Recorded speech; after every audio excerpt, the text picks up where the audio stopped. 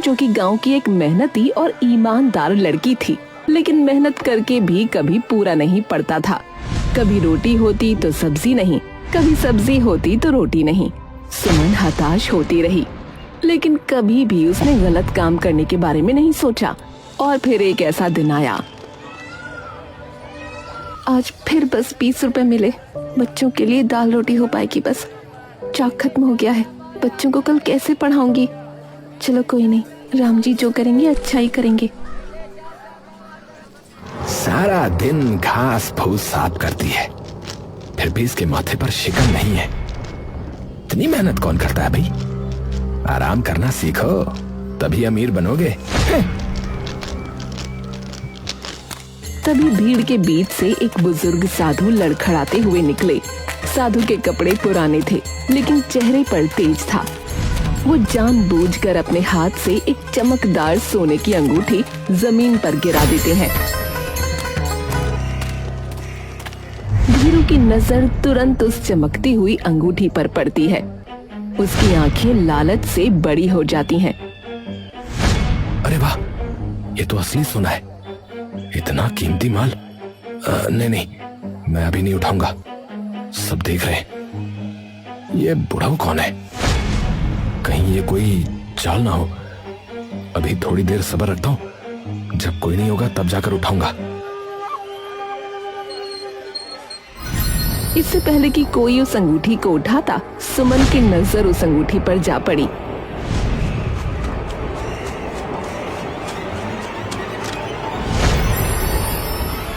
इस अंगूठी से तो बच्चों की फीस भर सकती हूँ, पर नहीं, ये मेरी कमाई नहीं है। सुमन तुरंत बिना किसी लालच के साधु की तरफ भागती है। बाबा जरा रुकिए। सुमन हांफते हुए साधु के पास पहुंचती है। बाबा, ये आपकी अंगूठी है, रास्ते में गिर गई थी। मेरी अंगूठी? मेरी नहीं होगी। तुमने क्यों उठाई? तुम इतनी थकी हुई लग रही हो। गरीबी अपनी जगह है बाबा, पर ईमानदारी से बड़ी कोई दौलत नहीं। जो चीज मेरी नहीं है उसे मैं नहीं ले सकती, और ये आपके ही झोले से गिरी है शायद। बाबा मना करके आगे बढ़ जाता है। वो सुमन को आजमा रहा था। सुमन इधर उधर देखती है और अंगूठी को उसकी जगह पर रख देती है। जिसकी होगी वो इसे ढूंढते हुए यहाँ आएगा और ले जाएगा। अरे नहीं, यहाँ तो कोई भी लालच में आकर इसे ले जाएगा। मुझे ये बाबा को देनी ही होगी। सुमन बाबा के पास जाकर बोली, बाबा, आप कहीं मेरी कोई परीक्षा तो नहीं ले रहे? ये अंगूठी आप ही की है, कृपया आप इसे रखें। बेटी, तुमने साबित कर दिया कि गरीबी 2 वक्त का खाना छीन सकती है, परंतु ईमानदारी नहीं।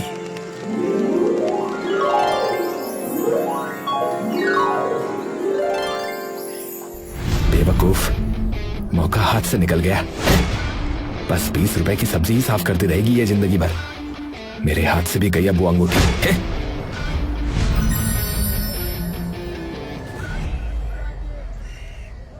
बेटी, तुमने मेरी ये परीक्षा उत्तीर्ण कर ली।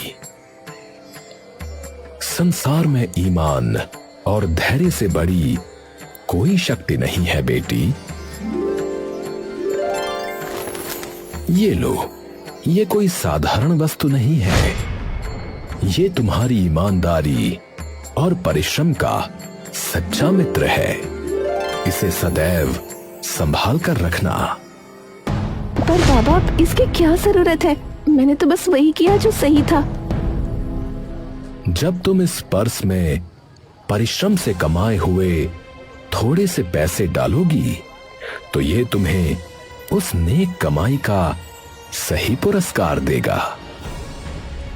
परंतु एक बात सदैव याद रखना, इसकी जादुई ताकत सिर्फ नेकी के कार्य और जरूरतमंदों की सहायता के लिए है।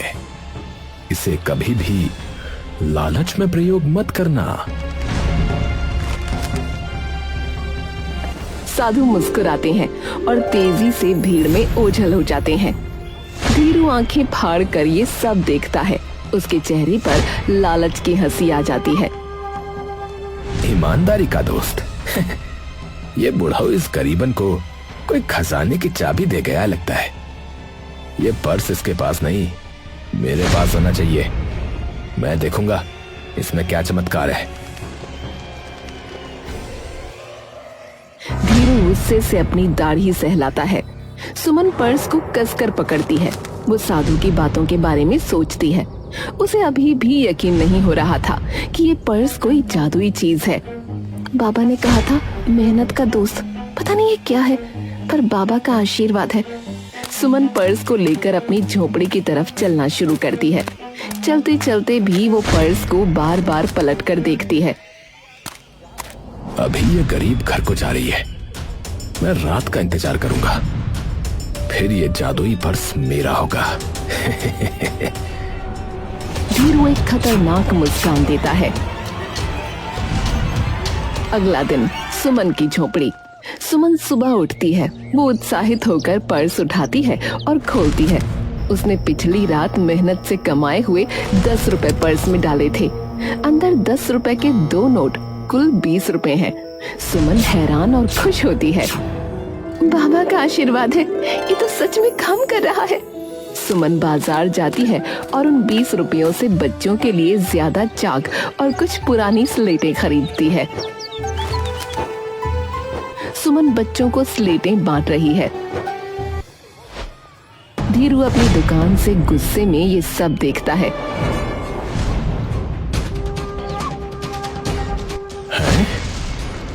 20 रुपए कमाने वाली औरत के पास इतना माल कहां से आया? जरूर ये पर्स कोई खजाने की चाबी है। सुमन की झोपड़ी। शाम का समय। सुमन फिर से सब्जी साफ करने का काम करके 10 रुपए कमाती है। वो खुशी से पर्स में पैसे डालती है। इस बार वो सोचती है कि उसे अपने लिए एक अच्छी नई साड़ी खरीदनी चाहिए।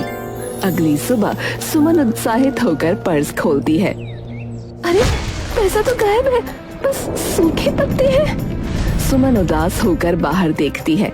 उसे साधु की बात याद आती है, इसे कभी लालच में इस्तेमाल मत करना। ओह, इसका मतलब ये पर्स सिर्फ जरूरत के लिए और दूसरों की भलाई के लिए पैसा देगा, खुद के लिए ऐश करने पर नहीं। सुमन मुस्कुराती है। वो फिर से 10 रुपए डालती है और मन में तय करती है कि कल इन पैसों से गांव के कुएं के लिए रस्सी खरीदेगी। सुमन की झोपड़ी के बाहर रात का समय। रात अंधेरी है। सुमन की छोटी सी झोपड़ी में दीपक जल रहा है। धीरू अंधेरे में चुपके से झोपड़ी के पास छिपा हुआ है। वो लालच और गुस्से से कांप रहा है। 3 दिन हो गए। ये गरीब रोज बच्चों के लिए नई चाक और किताबें खरीद रही है। इतना पैसा आ कहां से रहा है? जरूर वो फटा हुआ पर्स ही जादू कर रहा है। आज रात मैं इस राज का पता लगा के रहूंगा। हाँ। धीरू झाड़ियों के पीछे से सुमन को देखता है। आज 30 रुपए की कमाई हुई, इसे कुएं की रस्सी के लिए डाल देती हूँ, बहुत पुरानी हो गई है। सुमन मेहनत से कमाए हुए 30 रुपए पर्स में डालती है और उसे संभालकर चटाई के नीचे रखती है। वही फटा हुआ पर्स, वही है असली चाबी। अब मौका है, बस थोड़ी देर। धीरू सांस रोके चोरों की तरह रेंगता हुआ सुमन की झोपड़ी में घुसता है। उसके चेहरे पर खुशी और डर दोनों है। ये पर्स अब मेरा है। धीरू तेजी से चटाई के नीचे से पर्स खींचता है, पर्स को कसकर पकड़ता है और झटपट बाहर भाग जाता है। धीरू का आलीशान घर। रात का समय। धीरू अपने आलीशान कमरे में उत्साह से मेज पर पर्स रखता है और वो हंसता है।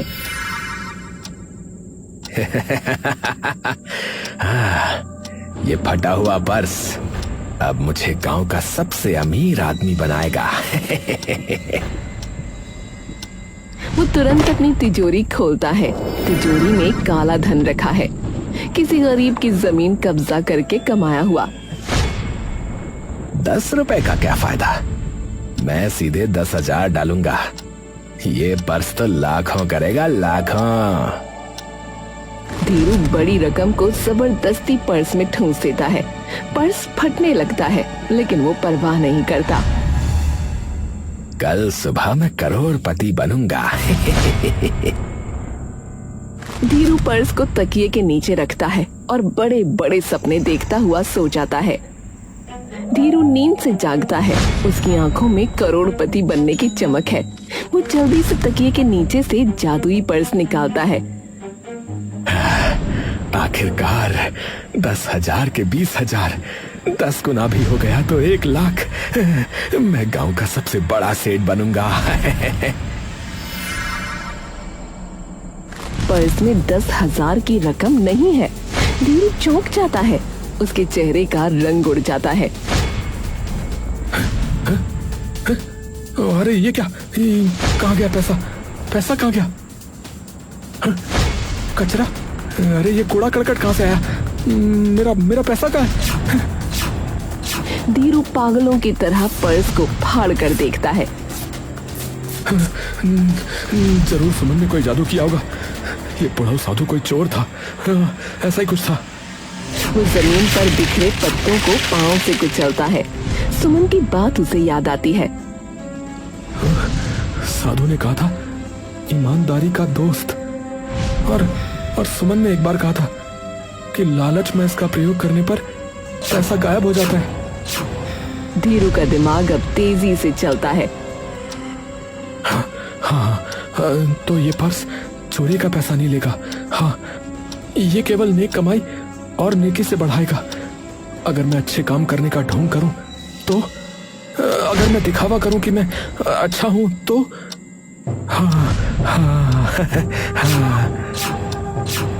धीरू के चेहरे पर नई शातिर मुस्कान आ जाती है।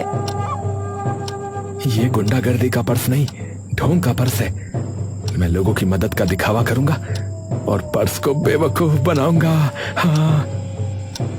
धीरू जल्दी से पर्स को ठीक करता है।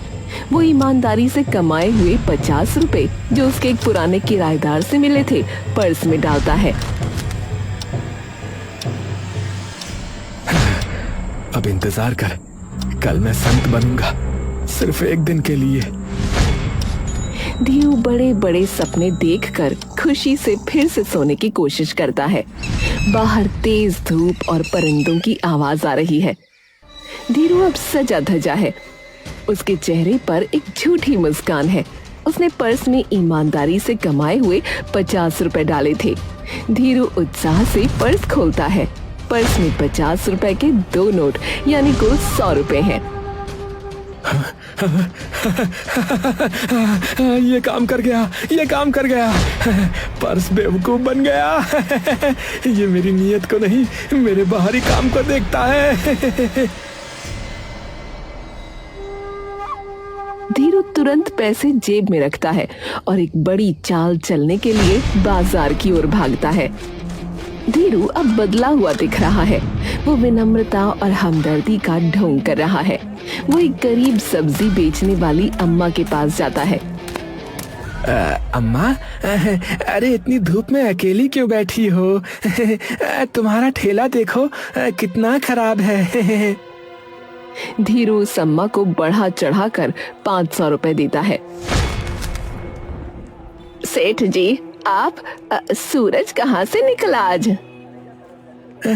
अम्मा, नेकी करो तो दिल को अजीब सी शांति मिलती है। ये तुम्हारा बोनस है।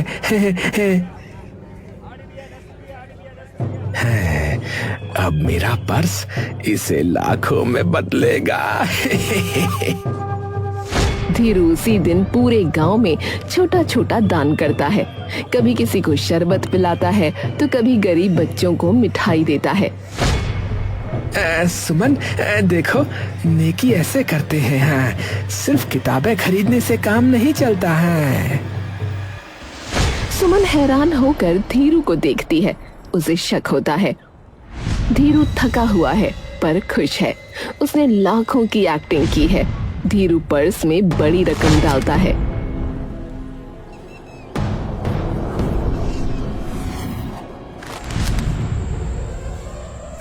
हे प्रभु, मैंने आज सबसे अधिक अच्छा कार्य किया है। कल तक मेरे पैसे 100 गुना हो जाने चाहिए।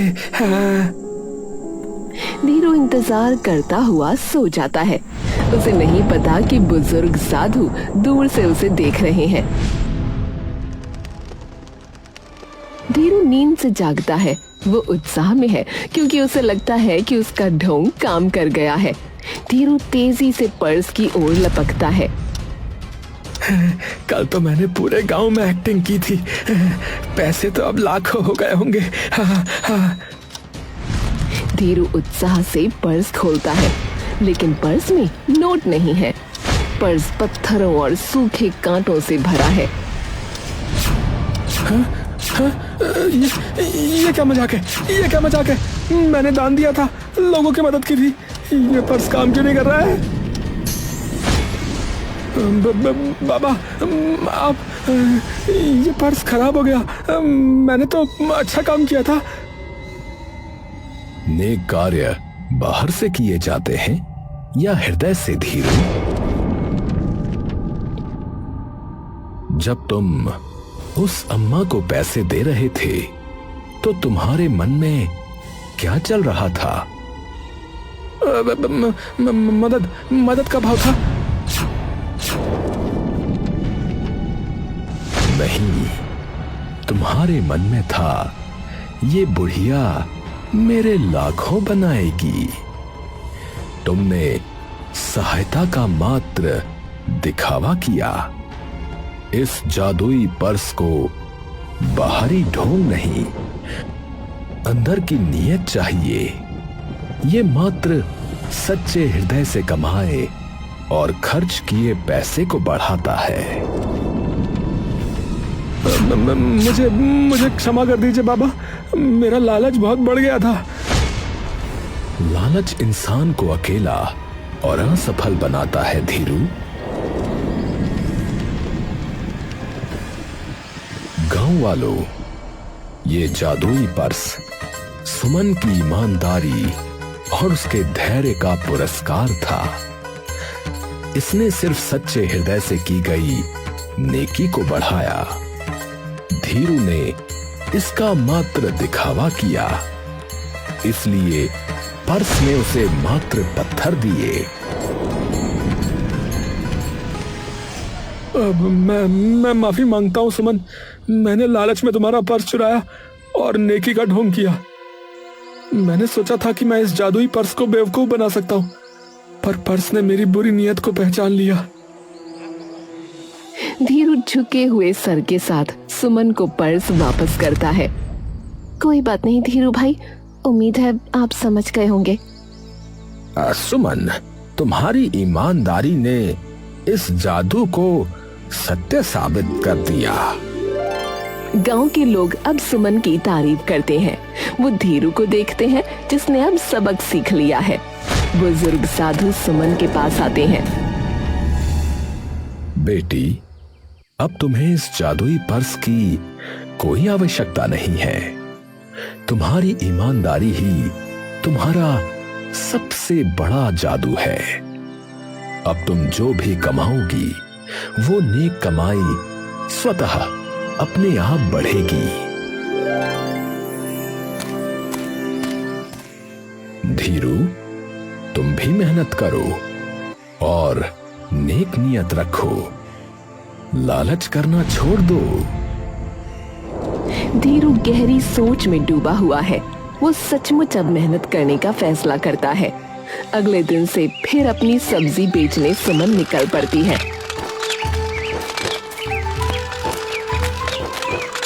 और अब की बार उसके पास ग्राहकों का जमावड़ा लगने लगता है।